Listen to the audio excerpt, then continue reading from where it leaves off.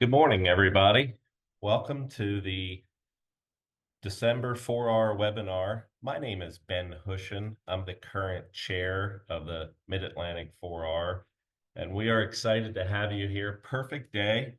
Too rainy, too wet, too muddy to be out working in the field, so it's a great time to learn from the 4R group.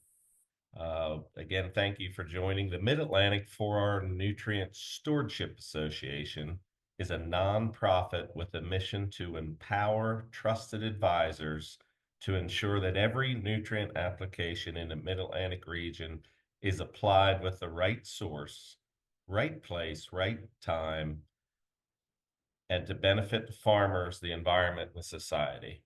Today's webinar is offering continuing education credits. We will share a Google form at the end of the webinar today for those who wish to obtain credits. Please chat your name and state to the login of the webinar for credits. We're also excited today for the webinar to kick off the 2025 funding opportunities. The 4R team has been working on growing our work and breaking down the barriers for farmers to continue the growth of nutrient management in the Chesapeake Bay watershed. And as a side note, there's also been an effort in this in the Mid-Atlantic for approximately 2 years to get a full-time position. And we're excited to say today we have a young lady who's going to lead the Mid-Atlantic 4R team, and she's going to wake up every single day thinking about how to make our journey in 4Rs even better. So at this time, I'd like to introduce for the first time our new recently named Executive Director, Mrs. Janelle McHenry, to introduce the voucher program.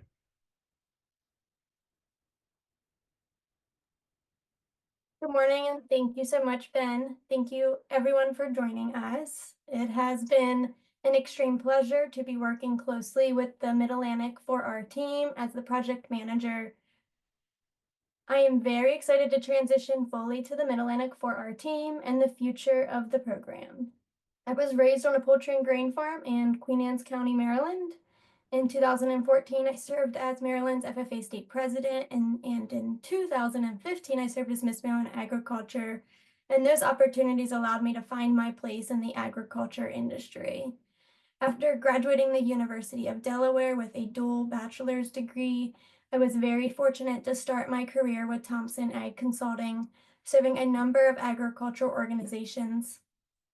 Today, I reside in Kent County, Maryland, with my husband and my 3-year-old, where we grow crops, bale hay, and feed cattle.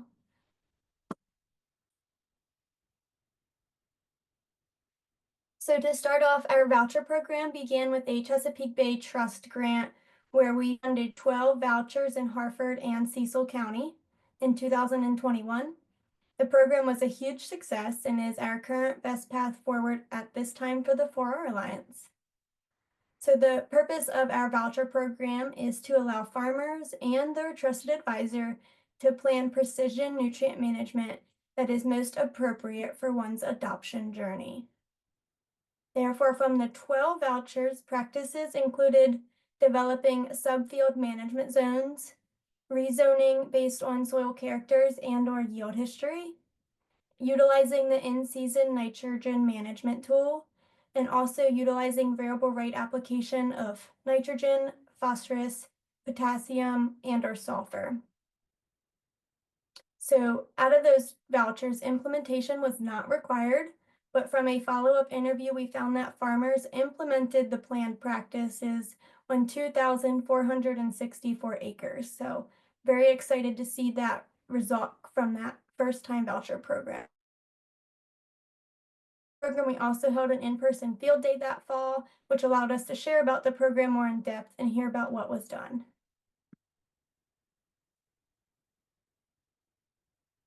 So for this past year, through a Keith Campbell Foundation grant, we funded 31 vouchers to plan advanced nutrient management on 9,196 acres across the Chesapeake Bay watershed. 15 of these vouchers were completed in the state of Maryland, 15 in Pennsylvania, and 1 in Delaware through 5 different agribusinesses, yet we utilized multiple agronomists. Program is to provide technical support, to provide advanced nutrient management, data management, as well as coaching and plan development. The $1,000 voucher to the agribusiness breaks down the barrier for farmers to take their operation to the next step in 4R farming. Most practices that were planned in 2024 included using a soil sensor to generate zones to create recommendations and yield goals, utilize prescription planting and prescription side dress. We also utilize the vouchers for precision data management and data cleaning, as well as utilizing the in-season nitrogen management tool. At this time, we are currently collecting the final 2024 voucher reporting forms, and we will develop a report for all to enjoy. Interviews with agribusinesses as well as the farmers will be scheduled in the coming weeks to learn about their perspectives, and then we will plan a webinar in this February to share more information about the voucher program and its success. So at this time, I'm happy to introduce you to two agribusinesses that participated in our voucher program this past year.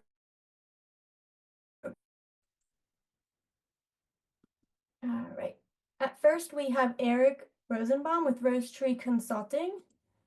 Let's just give him a minute to get his screen up and going. Good morning, everybody. Yeah, let me see if I can share my screen here and get this going.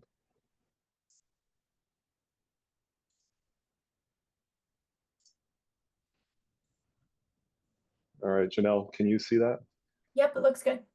Okay, thanks. So yeah, I'm Eric Rosenbaum. I'm an agronomist with Rose Tree Consulting. I also serve as the executive director of the Pennsylvania for our Nutrient Stewardship Alliance. And so I was really excited to have this voucher program that we could work on with our customers to see where it led in the overall conversations that we were having on precision ag. So we were able to do a number of vouchers with our team. So the agronomists from Rose Tree that participated in the project were myself, Jason LePage, Lindsay Shoke, and Mitchell Shirk.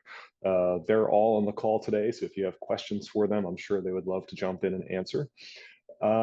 We had cooperators from 7 different counties in Pennsylvania, and the farm sizes ranged anywhere from 150-acre dairy farm to a 2,000 plus acre, multidisciplinary farm.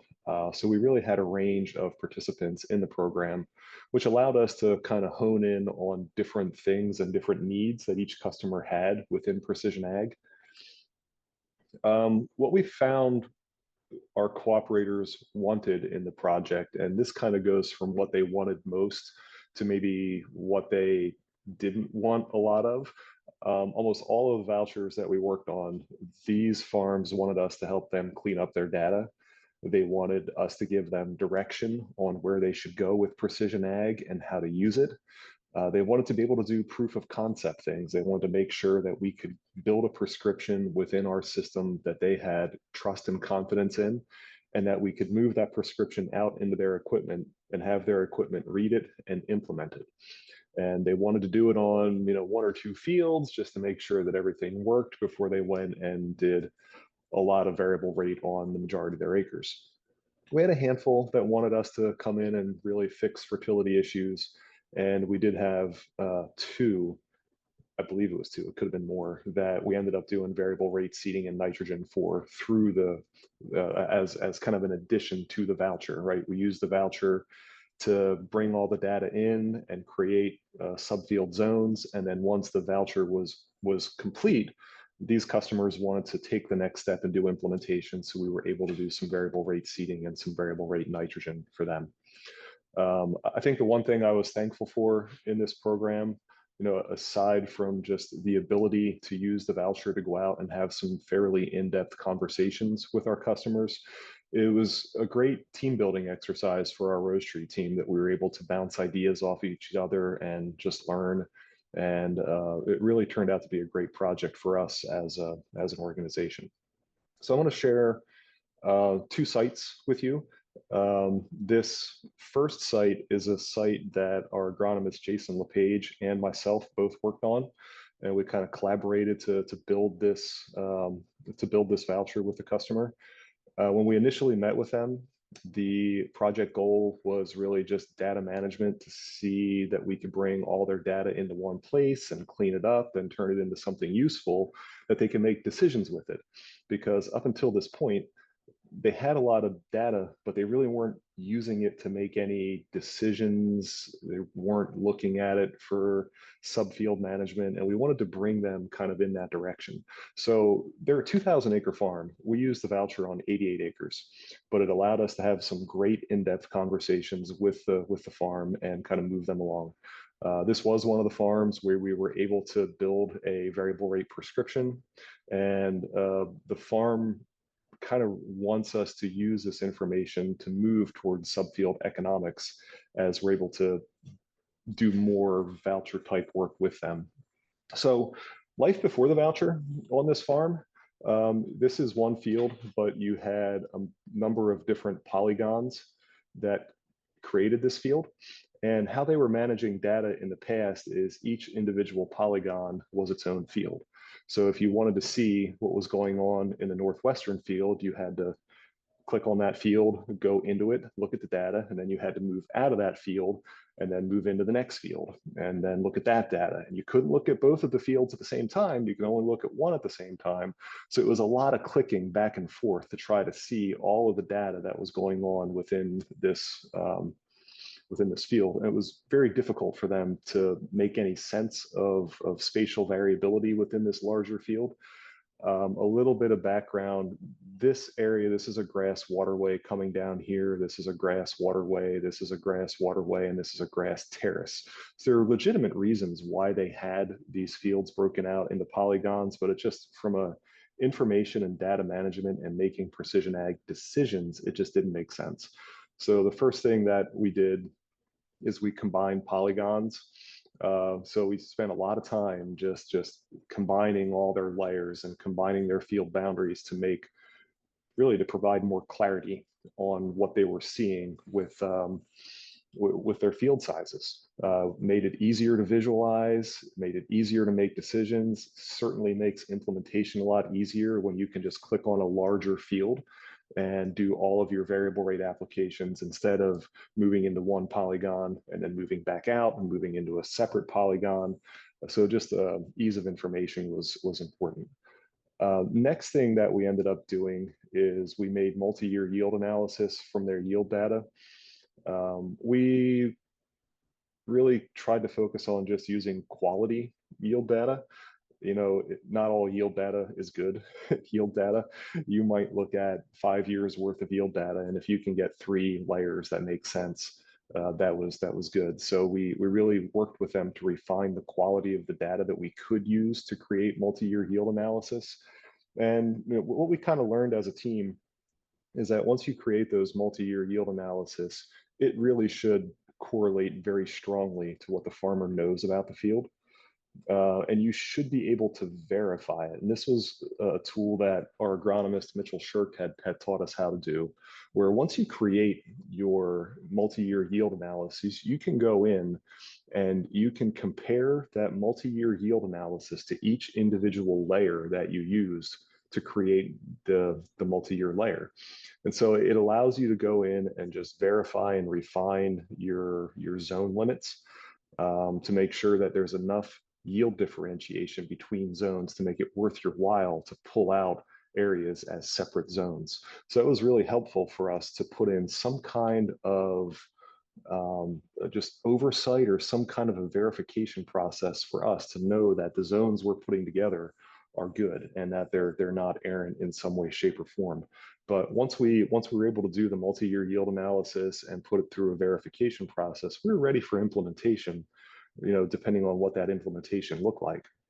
So on this farm, this was kind of the end of the voucher, right? We took all of their raw data, we brought it into our system, we were able to combine it, we were able to make the multi-year yield analysis and then provide some kind of a verification that the work that we did was right.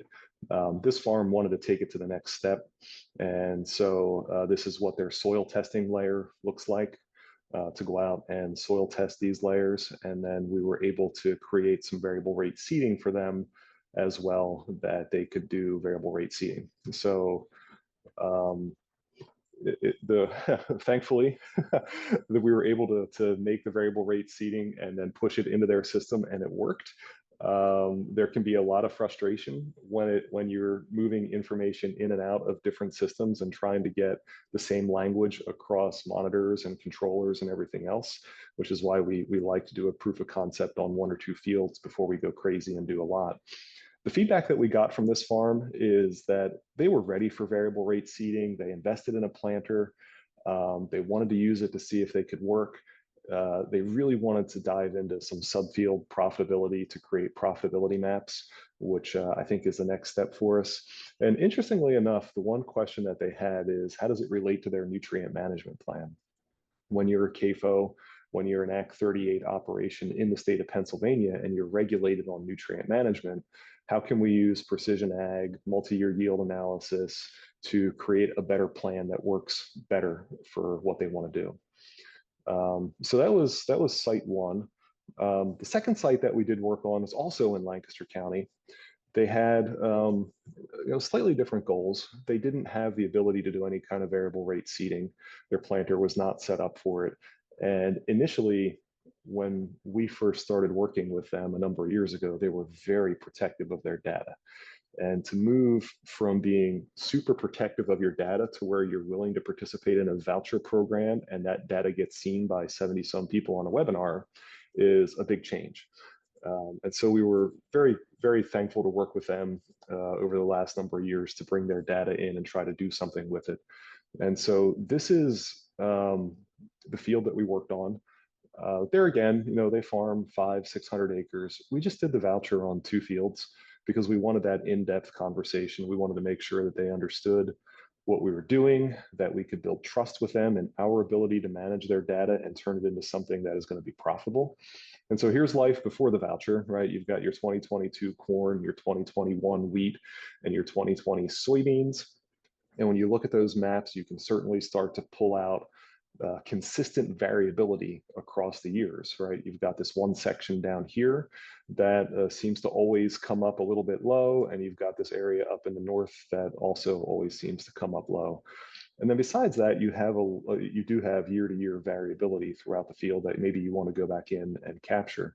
But we were able to bring all this in and start tearing apart their data. And the first thing that we noticed about this, and I'll use the 2018 soybean data, and this is an interpolated data. So when you bring data into most systems, you can look at it a number of different ways. You can look at it from an interpolated way, and you can look at it from a coverage way. And sometimes when you go from interpolation to coverage, things come up and you get to learn things about how their equipment is set up or something else. And so when we looked at their soybean data from 2018 and we turned it into a coverage map, you could clearly see that these waterways that are coming down through the field, that there's some kind of a gap or some kind of a displacement in how the combine is reading data and pushing it together over here, right? That right now you should, if you can see my fingers here, like if you spread your fingers wide and you try to connect your fingers, that's the type of data that you want. You want that seamless data. And right now their fingers are just spread apart, right? There's no way that it's very difficult to look at data knowing that the combine has some kind of a miscalculation in how it's plotting grain flow. So we were able to learn that pretty quick. And like I said, right, not all data is good data. If you just went and took this 2018 layer and threw it into a multi-year yield analysis, you would have bad results. So we always go through each layer to figure out, can we use this layer? Can we fix this layer? What can we do to it to make it better so that it's useful to our customer? Other thing that we learned about this particular farm is that you've got our 2024 aerial image.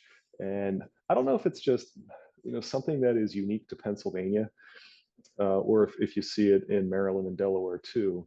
But back in the day when everybody used to have contour strips, that variability still shows up in our yield data. And you can look at the 2024 aerial image, you can look at the 2019 aerial image. The row orientation in 2019 is different than how it was in 2024, where they just went straight through. You go back and you look at 2010, and suddenly our field is 1, 2, 3 different strips. You can go back and look at 2028, and now we've got 1, 2, 3, 4, 5 strips. And then finally, you can go back and look at 1993, where it looks like there was just a whole bunch of straight contour strips on this field. But as you look at 2024, and right there is the area on our multi-year yield analysis that always showed up low, that correlates to one strip right there that you can isolate and go out and test separately. I'm surprised with the precision ag work that we do, how often you can go back and look at strips from the 90s or the early 2000s and see a lot of correlation in what their yield monitor information looks like today. So we were able to show them that, and be like, look, something could have happened in this strip in 1993 that you didn't correct before you started combining all your fields, and we are still dealing with that today. So we kind of do the same process as we did for the other one. We created a multi-year yield analysis based off of good yield data that we could find. We were able to capture the low areas. We were able to work through some of the equipment issues by eliminating some layers and modifying other layers. And we were really able to identify the 1993 strip through our multi-year yield analysis. So that was pretty fun that we were able to do that. Next thing that we did is we went through, and for whatever reason, I can't. There we go. We went through and soil tested it for them. The 1993 strip had a lower soil pH. It had a pH of 6. The surrounding zones had a pH of 6.5 or 6.4. So we were able to isolate that, and they could go and put lime on it. Other thing that we learned is that the 1993 strip had significantly lower magnesium levels compared to the surrounding zones. And we were also able to fix that not only through doing a magnesium lime application, but also doing a little bit of K-Mag to address potassium and magnesium needs. So the feedback we got from this particular customer is, hey, how do we improve equipment setup? I'm an agronomist. I don't know much about equipment setup, so we obviously get the equipment dealer involved to help us fix some of that. Next question they had from us, will we need variable rate technology to go down this path of precision ag? If we do, what's our next investment? And they were ready to do more fields here in 2025. We've got 2 fields picked out that we're going to run multi-year yield analysis on in the coming weeks. We're going to go out and soil test it before spring, and we'll kind of do the same process and see if we can just chip away at all of their fields and identify subfield opportunities for nutrient management. What we learned as a group, don't overwhelm your customers with data. It's our job to provide clarity to them. And some of the things that we do are extremely complex, but it doesn't mean that you have to take that complexity to your customer. You want to provide them with clarity that they can make better decisions. Spend the time with your customer to get it right. Work through them through all the layers to make sure that they're confident in your ability so that you can establish trust, as well as some ROI metrics that they understand how we're going to determine success before you expand your work. And what we've seen is that once farmers see it, they want to act on it and they want to do more, which is pretty fun. So we were thankful for the voucher opportunities. It really allowed us to have great conversations with our customers. Looking forward to more voucher opportunities in 2025 and beyond. And Janelle, I'll turn it back to you, but thank you. Thank you for allowing us to share. Absolutely, and thank you so much for joining us this morning and sharing those 2 prime examples. If you guys have questions, you are more than welcome to unmute, or you can add a question in the chat and we can definitely get through this. But I figured we could do Eric's questions and then we would let Tim speak and do Tim's questions just to keep the clarity there. While we wait for people, I did have a question for you. Did you recruit these 2 individuals, or did they hear about the voucher program and come to you? How did that work? They're customers that we've been working with for a number of years, and you see their precision ag data, and you're like, either right off the bat that something isn't right, or that maybe they could use it, and there's an opportunity there to help them move in the direction of better nutrient management. And this was kind of one of both, right? Um, the first customer, we were looking at their data and we're like, we can make this a lot more clear for you. Do you want to try this out? And sure, they were open to it. And the second one, we just knew that there was some variability, and they were asking questions that through our normal soil testing and our normal procedures we couldn't answer. We knew we needed to get into that data and be able to provide answers for them. So love to hear it. Eric, question for you. The people that you worked with on this project, did they come in with an expectation or maybe like a preconceived thought of how it was going to end for them or what the answer was going to be? Or were the growers that you worked with surprised by what you came up with? I'll answer that, Mitchell, but I'm going to ask you the same question. Um, I think the people that I worked with on the project, I really tried to keep the expectations low. Um, I wanted them to focus on the process and less on the outcome. And I think they were surprised by the outcomes, right? To be able to isolate a pocket that maybe wasn't addressed in 1993 that we can address now was a big surprise to them. I think our other participants that I worked with, same way. I tried to keep things with a low bar of expectation that if we could identify something and have them adopt something, it would have been a surprise, and they were more excited about it. How about you with your participants? It was all over the place for me. The main thing was, like you said earlier when you were talking, is getting people to walk before they run. I think a lot of people get excited with new technology and want to adopt it full force, and I think taking it incremental steps was a big deal. Um, one of the growers that I had, we ran into a major issue of just getting the data in the first place with different systems, and that was a huge learning curve for that person, and it's still a headache to this point for us at this time.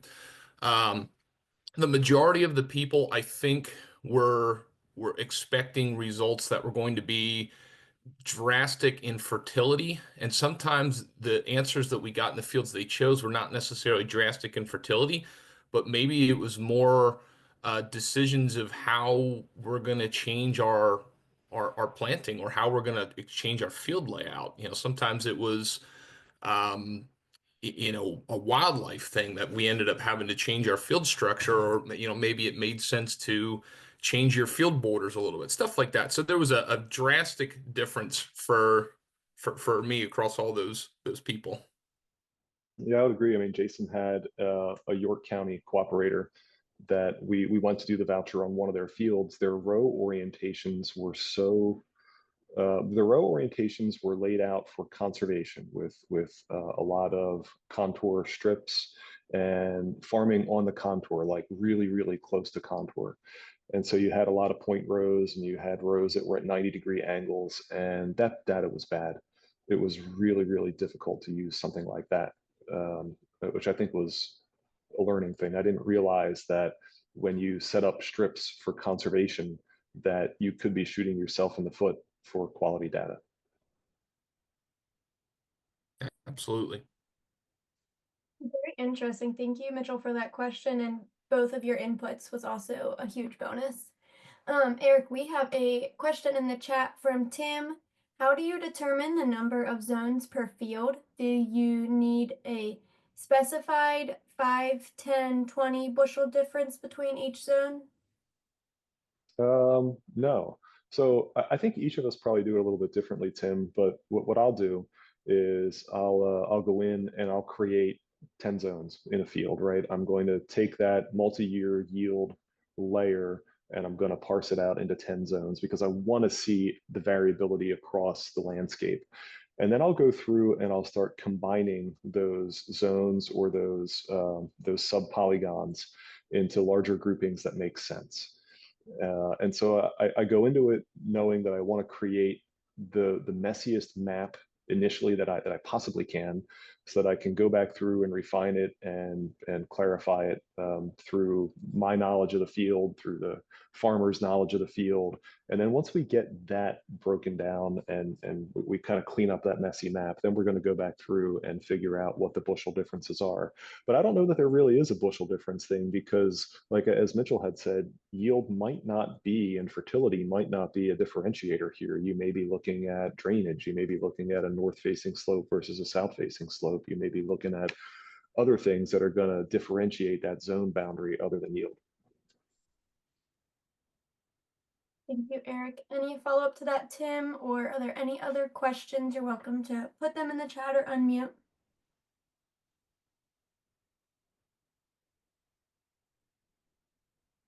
All right. Thank you so much, Eric. And I have a few other questions, but I'll probably wait for Tim and then let you guys hit it back and forth. So Tim, are you ready to share your screen and get going? Tim with us is with the mill, and he had some vouchers up in Northern Maryland and some into Pennsylvania. Yep, we should be ready to rock and roll. Let's see here.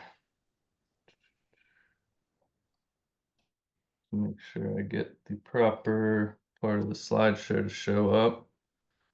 Which view? Let's say, which view are you seeing? We see just the PowerPoint. Perfect. Perfect. All right. Well, good morning, everyone. I guess I wanted to start at least by saying thank you and congratulations to Janelle on her new role. I think we're all excited to see where she kind of takes us and helps lead us into at least this next year, with a couple more weeks left into 24. So thank you for having me.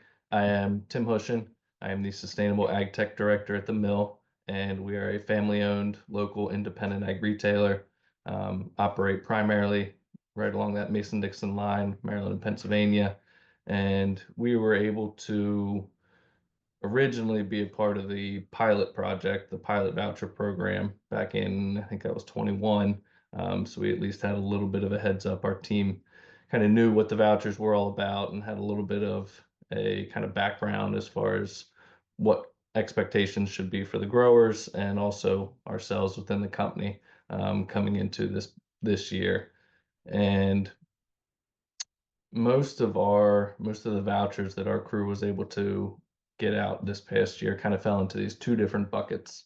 The first one within that blue bucket, from a soil sensor and mapping, so trying to figure out some differences within that field from a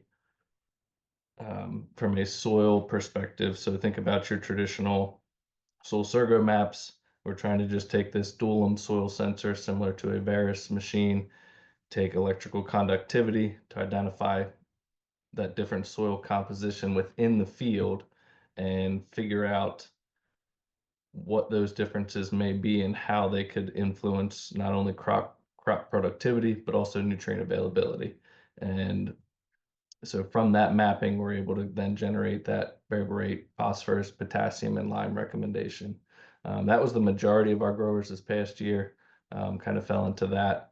And then this other bucket in the orange, which would have been more of an in-season on corn acres. So looking at nitrogen modeling, the adapted nitrogen model, and putting in a bunch of info behind the scenes and spitting out a nitrogen recommendation. How much more did we need to finish out that corn crop? And some of them were kind of set up as just a very general flat rate, just looking at a whole field, but then most of them moved into this kind of variable rate scenario where we're really trying to hone in on nitrogen management, nitrogen efficiency.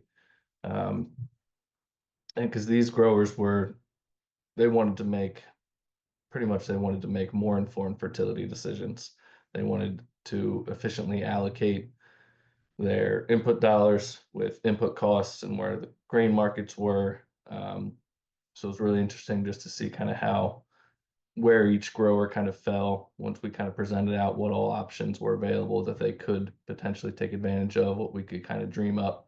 And I think one of the really cool things, at least for us, is this past year we had 100% implementation rate. So every grower that we were able to kind of walk through and figure out a plan actually went on and followed through with it, which I think is a really cool story for us that we were able to share this year. So just kind of real quick on that kind of first bucket, that kind of encompassed the majority of our growers and acres. We were able to take the soil sensor, so the Dualum, we drag it behind a gator and go out and run across the field, and we are measuring EC, so electrical conductivity. So we're trying to map out where that different soil is within the field and where it changes. And then once we ingest this data into our system, we can kind of similar to like what Eric was saying with his zone creation, we can start with a really big map. It can get really messy really quickly as data does. But then we start really trying to figure out where that soil changes within the field. And then we will also be looking at that topography, that slope, because we know that has some drastic influences as well. So once we map the field and we have the zone set based on all the data, we can then go out and soil sample within each of those. So in this 40-acre field, ballpark 40-acre field, we had 10 zones that we were able to come up with.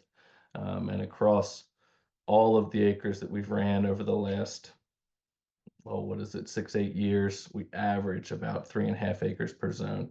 So on these type of fields, every 3.5 acres, we have a soil sample that we're able to then go out and get that soil sample, send it off to the lab, and figure out whatever our crop and yield goal is going to be, and actually create recommendations within that subfield type setup. And as an example for that, we have, so think about if you had a corn for 220 bushels. You got your map on the left, your phosphorus recommendation, and then your potash, your potassium recommendation on the kind of that right-hand side. And you can see within each field how they change. So you got anywhere from zeros to 200 pounds of product plus. So that is in pounds of product, not just plant food. But just showing you that kind of those drastic differences, and we see it over and over again. If you were to just go out and take that general flat rate or that average value of just say map 110 pounds per acre, that would not have fit within any of those zones. You were either going to be over applying or under applying, and kind of very similar things on the potassium side as well.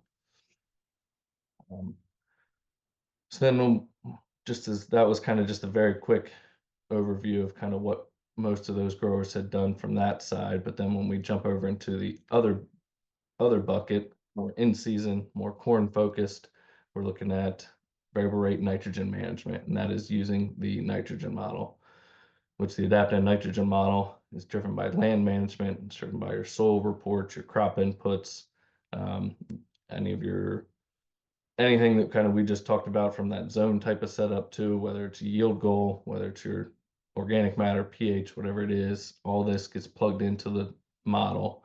And then it also is tracking real-time weather data to figure out how much more nitrogen you need across the field. And so you can see in this field, this was actually from this past year run on June 25th. Part of that field called for 0 units of nitrogen in season. The field average was 30, and all the way up to 50 units of nitrogen kind of topped out.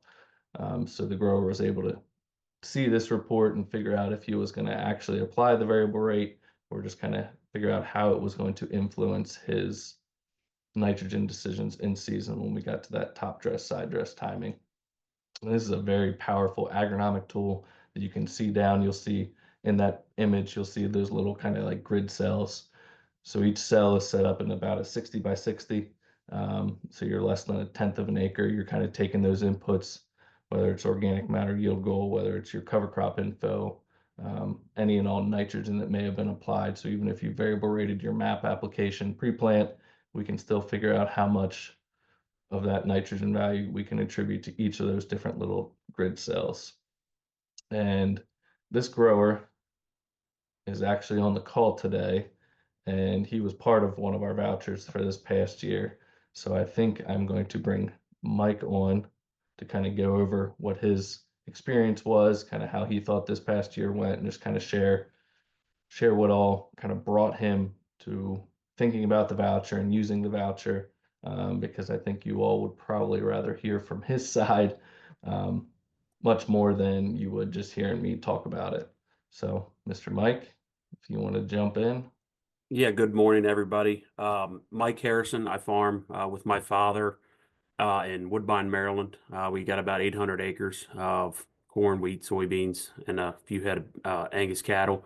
Um, Tim and Ben, they do a lot of our lime PK spreading and nitrogen or fertilizer, and they've been doing variable rate P&K for about 3 years on our operation, and I spoke on a grower panel, two grower panels last year with them, and got to interact with a lot of the other panelists that were trying this VR nitrogen scripting and stuff like that. So it kind of intrigued me, especially being pushed with fertilizer prices in 23 and the spring of 24 being elevated. We were all looking for ways to reduce cost. So a lot of that with the insight from those growers as well as kind of the cost pressure on the acre, chose to give it a try. The snapshot he has up on the screen here now too.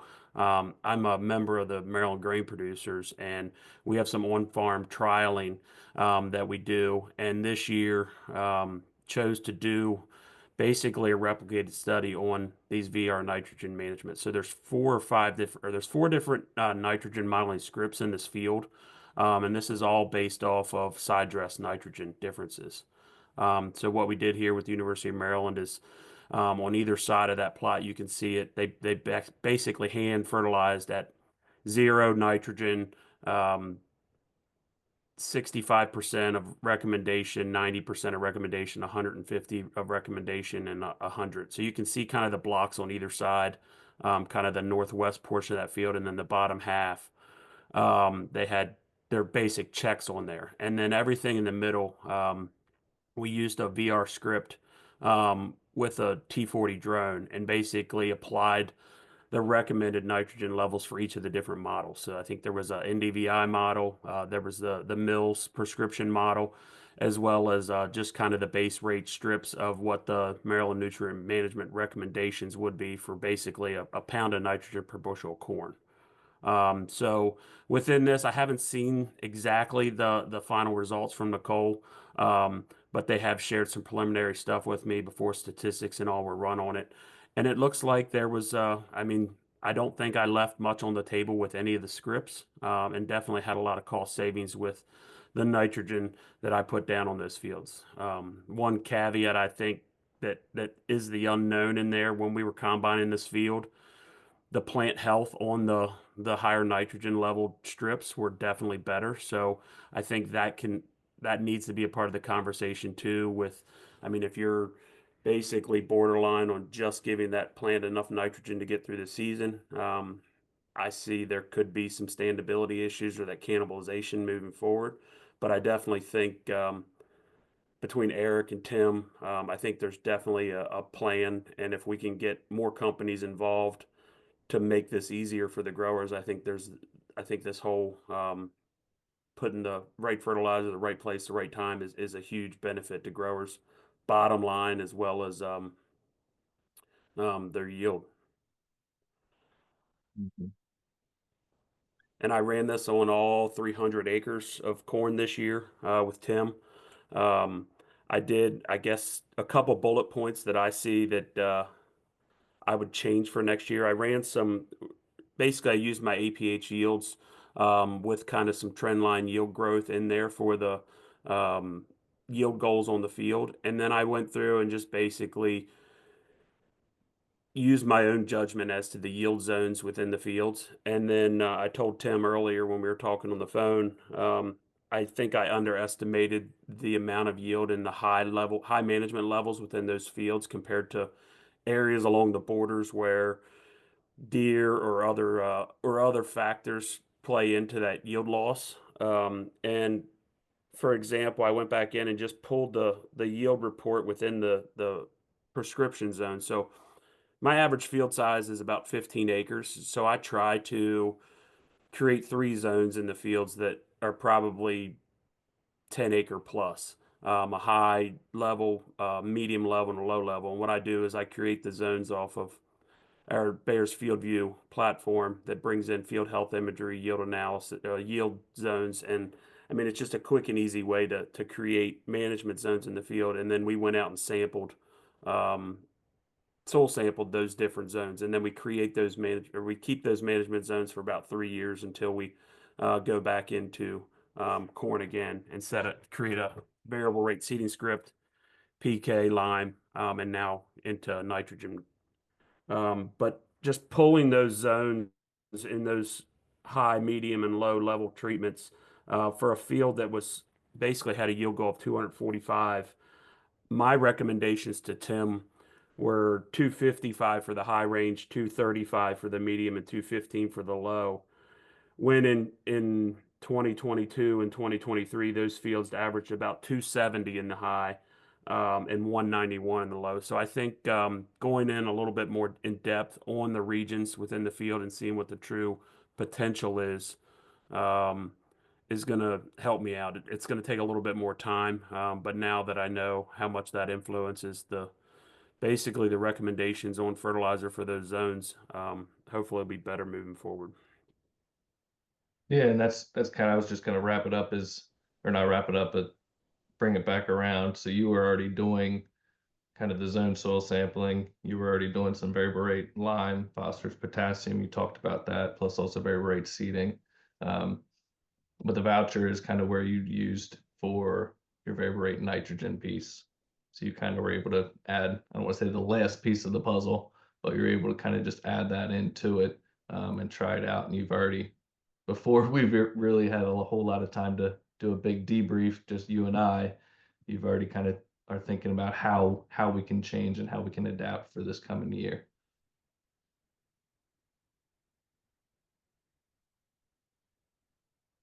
So I think that probably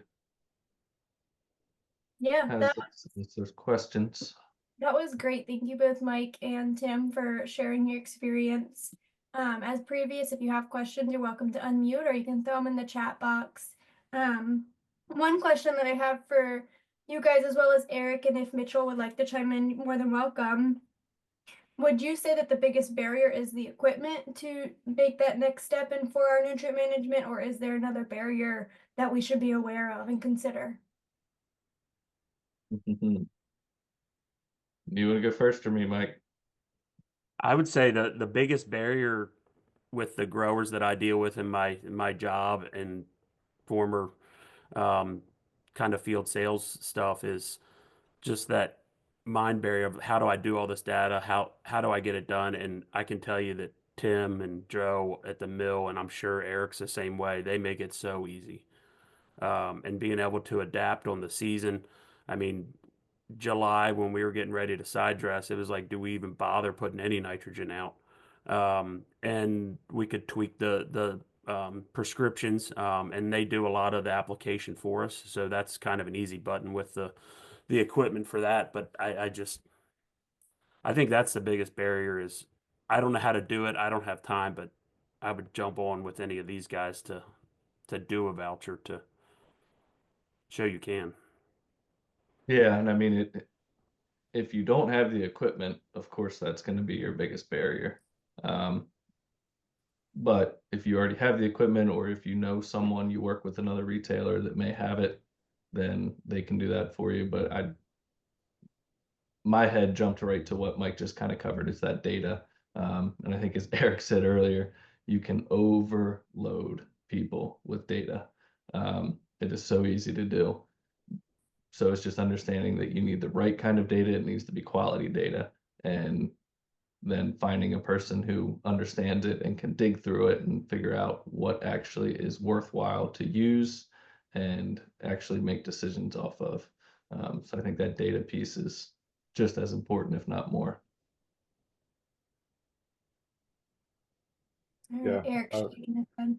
Yeah, I would agree. I think creating a foundation of knowledge and a foundation of trust is probably the most important things. Mitchell, I don't know if you can come off mute and share anything, but I think those would be my two main points.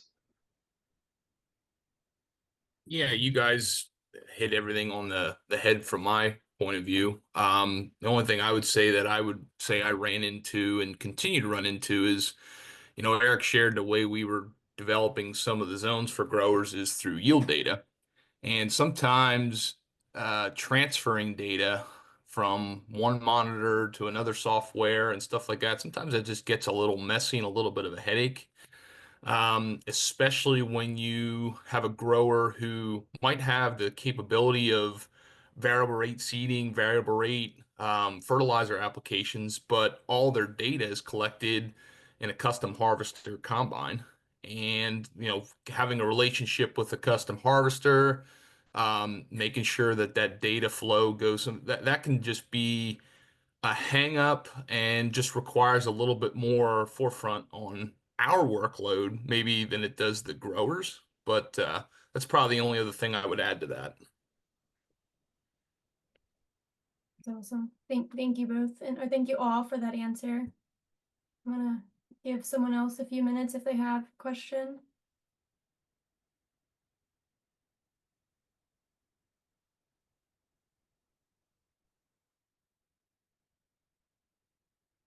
All right, so question right back to you four again. How did the voucher program work in regards to the application, the enrollment form, in regards to reporting throughout the year? Could you just explain to others that may be interested on how it went, how easy was it hard to do, and those kind of things, just to provide that clarity of how it works?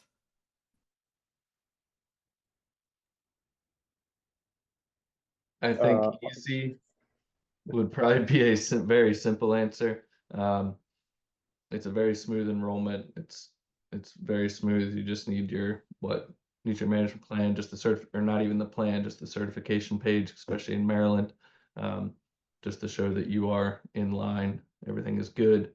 And then otherwise is just making sure CCA can review the plan and at least it falls within the parameters of what the voucher says. But there's a lot of flexibility and it's just pretty much a smooth process from start to finish. Awesome. So just to add a little bit of information on that, the voucher funding goes directly to the agribusiness. So however the agribusiness decides to operate and utilize that funding is their decision, but they're the ones that would complete the enrollment form to send back to us. So if you are another agribusiness on this call, we'll have those forms available to you to fill out and submit. And if you are a farmer and you are interested in doing this voucher program, you're welcome to contact someone on this call, or you're welcome to go to your local ag realtor that you like to work with and get them interested and involved in it. And please direct them to us and we'll be happy to answer any questions. We're definitely looking in expanding. We'll talk more about the in-depth eligibility, but we just wanted to provide that clarification to you guys. All right, are there any other questions before we move on to our next agenda item?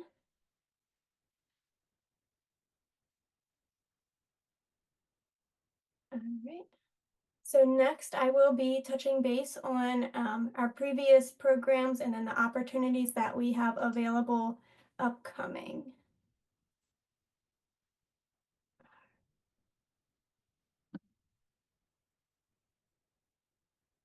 Perfect. So through the 2022 National Fish and Wildlife Foundation grant, we had funding for 25,000 acres of split nitrogen cost share.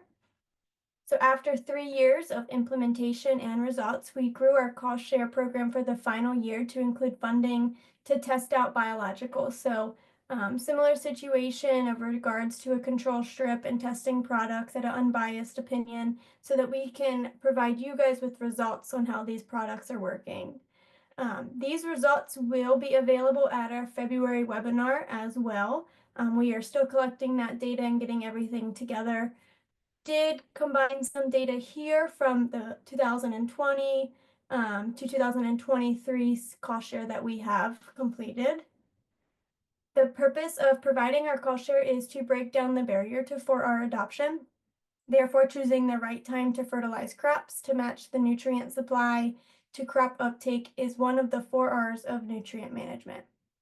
Therefore, improving the timing of fertilizer application is important because nitrogen uptake by plants is not consistent over the course of the growing season, and because applied nitrogen is vulnerable to the loss of volatilization, denitrification, leaching, and runoff.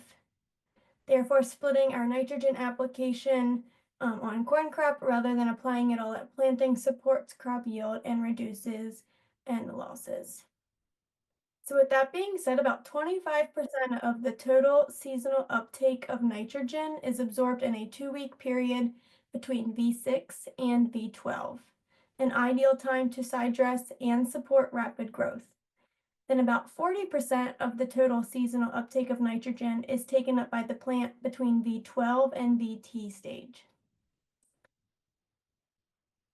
So for preliminary results, a Pennsylvania farmer in 2021 saw an increase of revenue of $189.74 per acre, and a Delaware farmer saw an increase in revenue of $55 an acre back in 2022. So all of these acres implemented showed a reduction in loss. The 3 years of our cost share program entirely reduced 37,611 pounds of nitrogen each year and 1,226 pounds of phosphorus each year. So we were very excited to see these results out of the program and excited to bring that 4th year data in to provide a final report. One thing that we did notice is that Maryland and Delaware struggled to sign farmers up due to already splitting their nitrogen application. Most applicants that signed up tested 3 different splits of nitrogen applications, which may explain why that Delaware farmer saw that lower return of investment. But in all, the on-farm trial supported the conclusion of the split nitrogen benefiting farmers and the environment.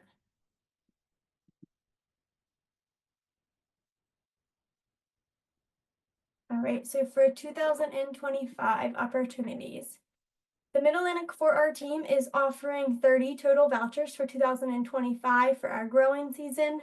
20 of these are going to be funded by our new 2024 National Fish and Wildlife Foundation grant, and 10 of these are going to be funded by the Keith Campbell Foundation grant. So after making implementation plans through our voucher program, one may be eligible for a $35 per acre cost share for the 2025 growing season. To be eligible for a voucher, an agribusiness may enroll a farm to take the farming operation to the next step in advanced nutrient management.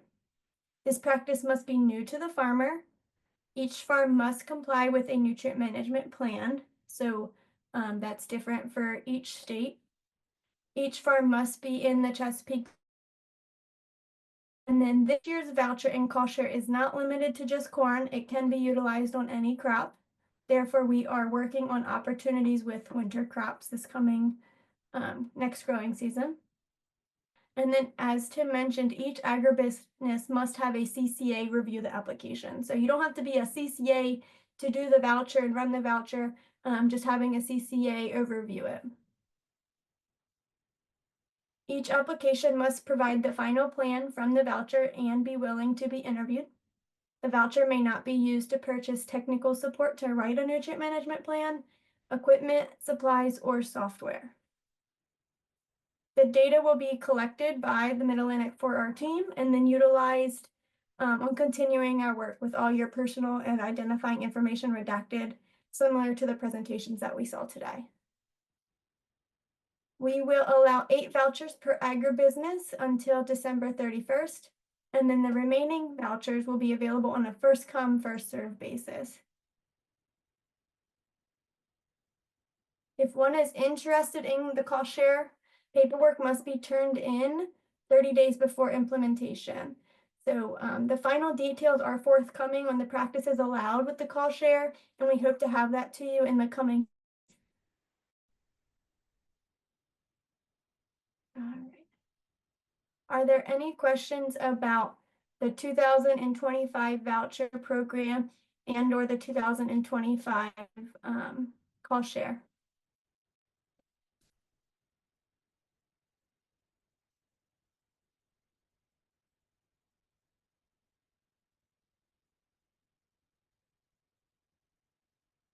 Janelle, question. Mhm. So it's $35 to the grower. Does that still flow through the agribusiness or directly to the grower? That's a great question. So it'd be very similar to the 2020 NIFWIF, where the $20 an acre that it was goes directly to the farmer. So we've increased that to $35. And that dollar will not be shared to the farmer until all final data has been reported to us, and then we'll get everyone paid up. So currently, if you did cost share for 2024, just since I have people on, we have not cut that check yet. We're still collecting that data, if that makes sense. Okay. And is there a acre cap on implementation? I have a meeting at 11 after this, and I have a few questions Okay. regarding that. No, not 100% sure, but when everything gets released, I'll let you know for sure. We do have an acre cap for the Mid-Atlantic region as a whole for the year. Okay, got it. I'll save my questions after we hear the rest of the details. Sorry. You're fine, thank you.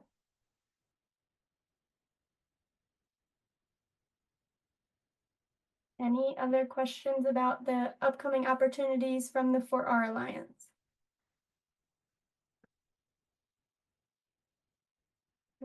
Perfect. So our last presentation for today is going to be a RCPP opportunity, and Amanda Bunn with the Nature Conservancy as the Applied Agriculture Conservationist will be here to present on that opportunity.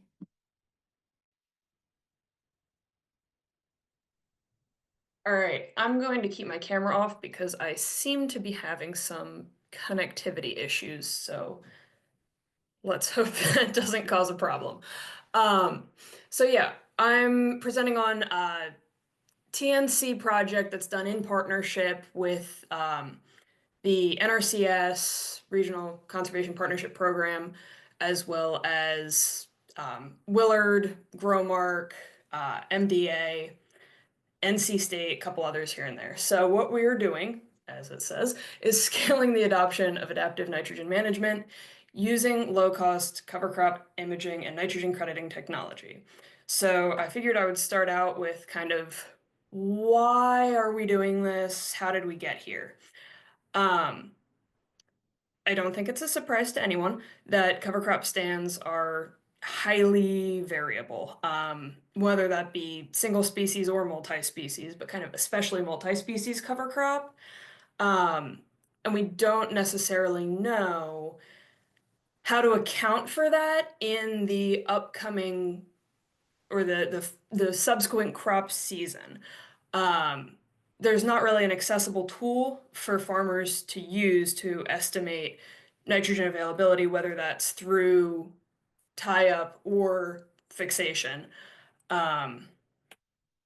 So there were studies done to figure out kind of exactly how cover crops break down, what that does to the nitrogen available in the system, how much is fixed, and that presented the opportunity to use this cover crop nitrogen calculator.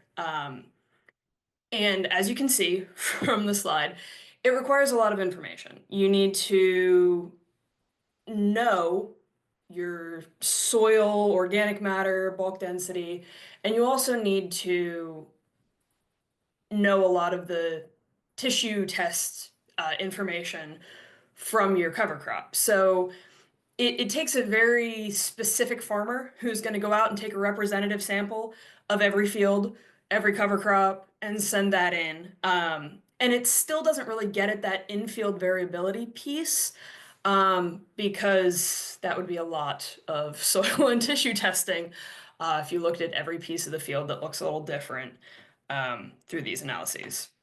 So the Precision Sustainable Ag team took this issue and started training AI. So basically, throughout a lot of years, they took a lot of pictures of individual plants, plants in fields. As you can see in kind of this middle image here, they're looking at plant height and color and how that looks in an image. And they've developed a tool basically that can identify species and biomass just by collecting images of the field. So the computer can identify all of this in red as a clover, and it can identify grasses, and it can identify, you know, how much biomass there is of each of these things. And so kind of taking it to scale is what our project is. So there's this available technology that is just now able to be used on full-size farming operations. So this rig is set up with, I believe it's every 10 feet. There's one of these cameras that can identify species and biomass of cover crop through this Plant Map 3D tool. And with this, you get images, as you can see here.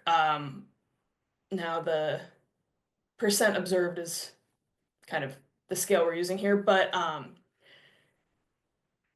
it can drive over a field and show how much clover, in this case, is there, but it can also identify, you know, the species and biomass overall. This clover is just a good example where it's picking out an individual species and seeing the relative abundance of that species throughout a stand, and you can really see the in-field variability, how that looks on a real farm. So what is the applicability of this? Basically, what we are aiming to do is apply nitrogen at the rates that it's needed, where it's needed. And this is, you know, a couple different parts. We want to improve the economic efficiency of farms in our region, but we also want to reduce nitrogen loading to the bay. So through this project, we hope to reduce nitrogen losses without having any sort of negative impacts on farm yield, on farm economic efficiency, farm viability. So some details of the project specifically. It's a cost share program to use this Plant Map 3D technology through Growmark FS or Willard Agri-Service this upcoming year. They will do whatever they normally do with a farm, right? So they will do their variable rate maps, but those maps will be adjusted to reflect the nitrogen credit from the cover crops. We hope to have cost avoidance where less nitrogen is needed than initially planned. And we're hoping for lower input costs for the same yield. So who can enroll? This year, it'll be farmers who have already planted their cover crop because we need a strong, vigorous, established stand come burn down. Farmers that currently have a nutrient management plan that meets the NRCS 590 standard. So for Delaware and Maryland farmers, that will be basically anybody. Pennsylvania farmers, it'll be somebody who has an Act 38 nutrient management plan or a 590 nutrient management plan from NRCS. And it's going to be, for this year, farmers that are willing and able to work with Growmark or with Willard. They're our project partners for this year. And the locations where those sensors are going to be are based out of Centerville, Preston, Orton, and Mount Airy. So those are the locations. I'm not quite sure exactly the radius that each company is going to be going from those locations. but that's where they're going to be centered at. That's all I've got. Kind of breezed through that. Are there any questions?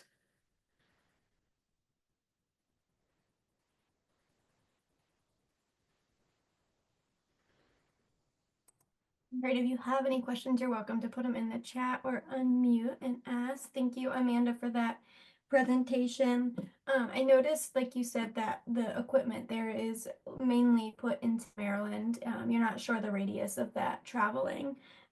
Is the RCPP grant only for 2025, or will this be a multi-year program? Yeah, great point. So this goes through, I believe, cover crops planted in winter of or in fall of 28 is going to be the last eligible. So it's a multi-year, and this first year is really going to be centered in Delaware and Maryland, just because of the Act 38 590 requirements. But we are planning on moving into Pennsylvania in the following year. And in Pennsylvania, there will be cost share for cover crop as well. So that should hopefully incentivize much more engagement in Pennsylvania.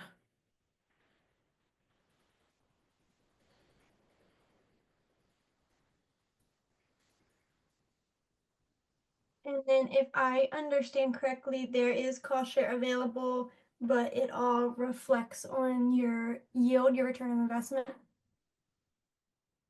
So yes and no. There is a piece that is going to be available if the farmers are interested for a farmer warranty payment.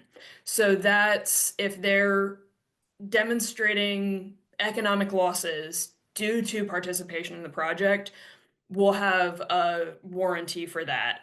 That's optional. The farmer can opt in or opt out. The cost share per acre exists for the agribusiness's planning time as well as the side dress. So farmers can also do their own side dress if they're interested for a rate of $15 an acre, or the agribusiness can do that. But the agribusiness has to be the one to drive across the field to take the pictures. Perfect. Thank you. Very exciting opportunity.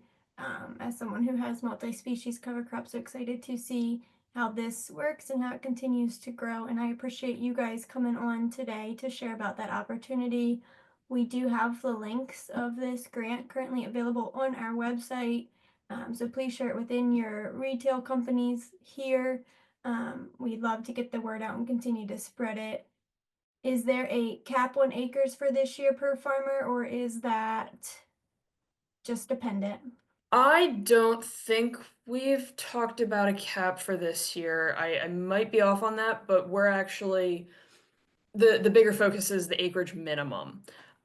So we can't really do what we need to do to see if there's losses on, I believe where we landed is less than a 20-acre field, but 50, oh, Kristen says 25 acres in the chat. So 25-acre field is going to be our minimum for this year. But bigger is definitely easier. Perfect. Any other questions from the group before we wrap up?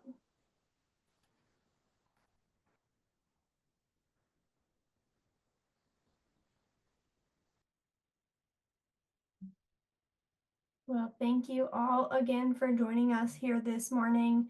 Very excited for these opportunities that the 4R Alliance has available, as well as funding with the Nature Conservancy on that RCPP grant. So hopefully that you guys can take advantage of these opportunities and share them with your groups out and about. I will be putting a Google link here in the chat box for you guys to complete to obtain your credits. If you guys have any questions about credits, please let us know. We have secured credits for Virginia, Maryland, Delaware, Pennsylvania for nutrient management, as well as certified crop advisor credits. Those will be submitted by the end of this year, by the end of this week, for those that are need the credits by that. So for our listeners, please keep in mind that we have 30 vouchers available for 2025. These are $1,000 vouchers to the agribusiness to plan a new nutrient management practice for that specific farming operation. And then there will be funding for implementation at $35 an acre, but vouchers must be completed and submitted 30 days prior to implementation.